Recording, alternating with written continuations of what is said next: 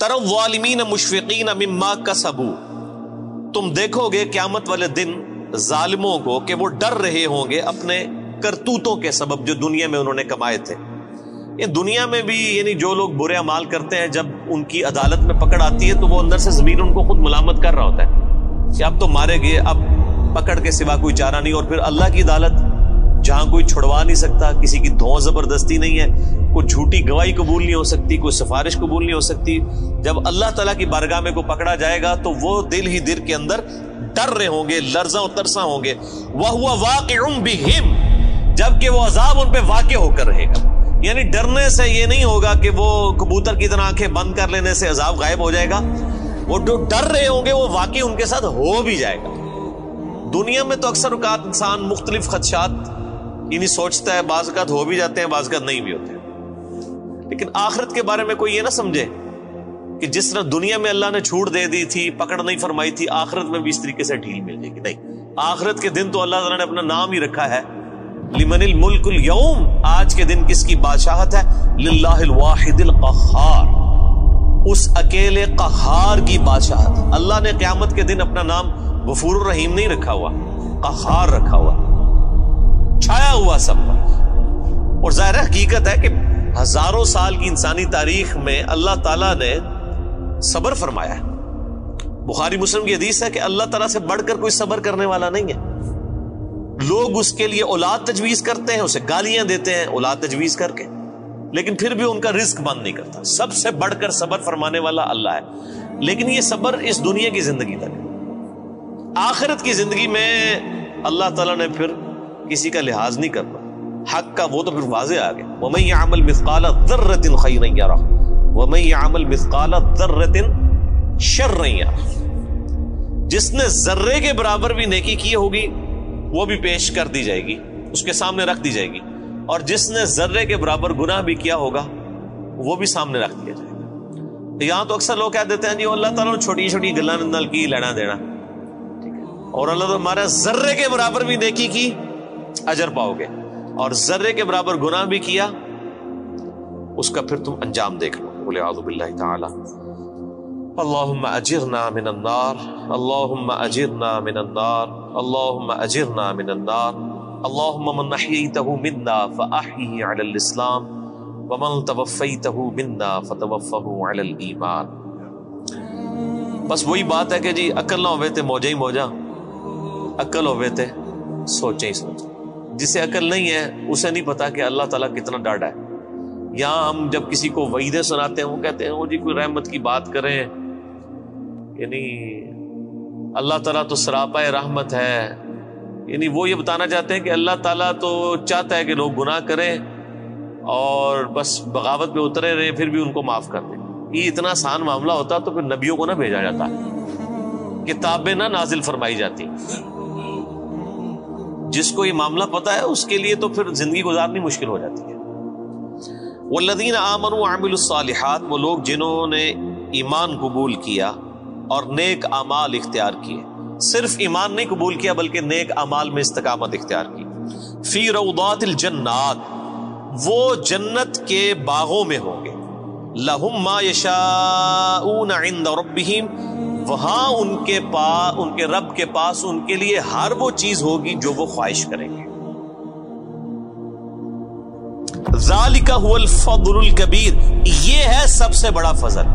یعنی لوگ سمجھتے ہیں کہ دنیا میں اعلیٰ منصب حاصل ہو جانا، یا پچھلے دنوں الیکشن ہوئے تو لوگ سمجھ رہے تھے شاید پرائم منسٹر بن جانا کوئی بہت بڑا عہدہ ہے، دنیا میں بہت زیادہ دولت کما لینا کوئی بہت بڑا عہدہ ہے. اللہ تعالیٰ ہمارا ذالک هو الفضل الکبیر، اصل میں اللہ کا فضل اس پہ ہے جس نے ہمیشہ کی کامیابی حاصل کر لی. اور لاجیکل بات ہے میرے بھائی، ایک بندے کو بتایا جائے کہ آپ کو اتنی ساری ایفرٹ کے اگینسٹ جو ہے وہ 3 منٹ کے لیے جو ہے وہ بادشاہی ملے گی، اور دوسرے کو بتایا جائے کہ آپ کو اتنی ہی ایفرٹ کے اگینسٹ ہمیشہ کی بادشاہت ملے گی جس میں موت بھی نہیں آئے گی، جس میں زوال بھی نہیں ہوگا، جس میں بڑھاپا بھی نہیں آئے گا، جس میں بیماری بھی نہیں آئے گی. تو کون سا بیوقوف آدمی ہے جو یہ 3 منٹ کی، اور یہ 3 منٹ کی زندگی آخرت کے مقابلے پہ، آخرت کا جو ایک دن ہے وہ 50,000 سال کا دن ہے. قرآن حکیم میں آیا سورۃ الحاقہ میں. تو آخرت کا جو ایک دن ہے اس کے مقابلے پہ 60 سال کی زندگی 3 منٹ بنتی ہے آلموسٹ. ابھی آخرت کے بعد جو جنت و دوزخ کا فیصلہ ہونے والا ہے وہ تو صحیح مسلم میں حدیث ہے کہ کوئی شخص سمندر میں انگلی ڈبوئے, سمندر میں جو انگلی ڈبونے سے اس کی انگلی پہ پانی لگتا ہے وہ دنیا کی زندگی ہے, اور سمندر آخرت کی زندگی, انفینٹ لائف. تو اصل میں کامیاب وہ ہے جو وہاں پر کامیاب ہو گیا, اصل عقل مند وہی ہے.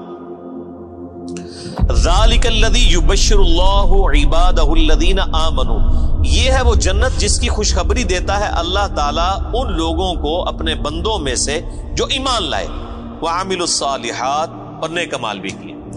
قرآن پاک میں کہیں بھی جنہوں کہتے ہیں چھڑا ایمان کدھر بھی نہیں ذکر ہویا, خالی ایمان جو کچھ بھی ہے اللہ تیرے محبوب کی امت سے ہے, نہیں. ہمیشہ اب یہ حالانکہ وعملوا الصالحات اسی سے پچھلی آیت میں ریپیٹ ہو چکا تھا, لیکن پھر کہا کہ یہ بشارت ہے, یہ نہیں وہم نکالا ہے, کسی کو خدشہ بھی نہ ہو کہ صرف ایمان کی بات کی تو کہہ جی کلمہ تو پڑھا ایک نہ ایک دن تو جنت ہی چلی جانا ہے. ٹھیک ہے نا جی, وہ تو صحیح بخاری کی حدیث ہے, میری پوری امت جنت میں جائے گی سوائے اس کے کہ جس نے خود ہی جنت میں جانے سے انکار کر دیا. تو صحابہ نے پوچھا یا رسول اللہ صلی اللہ علیہ وسلم کس نے انکار کیا؟ تو آپ نے بڑا سمپل جملہ ارشاد فرمایا کہ جس نے میرا حکم مانا وہ جنت میں جائے گا, اور جس نے میری نافرمانی کی اس نے جنت میں جانے سے انکار کر دیا. یعنی ایک جملے میں پورا دین کور کر دیا. یہاں پہ لوگ کہتے ہیں او جی وہ جناب داڑھی کی اسلام دے نہیں ہے نا جی, اور صرف نمازیں ہی تو اسلام نہیں ہے نا. تو کون کہہ رہا ہے کہ صرف داڑھی اور نمازوں میں اسلام ہے؟ لیکن اسلام میں تو یہ ساری چیزیں موجود ہیں.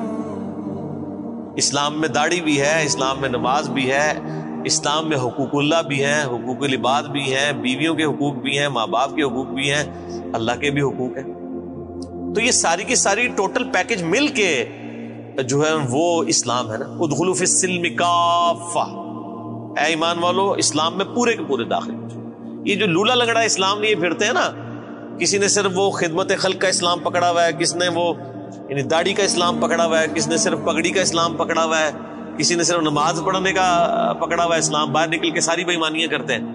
یہ جزوی اسلام اللہ تعالیٰ کو نہیں چاہیے. اس اسلام کی تو مثال کسی شخص کے ایسے نامہ اعمال کا تالاب ہے کہ جس کے اندر مسلسل گٹر کا پانی گر رہا ہے. وہ صاف ستھرا پانی کسی کے کوئی کام نہیں آئے گا.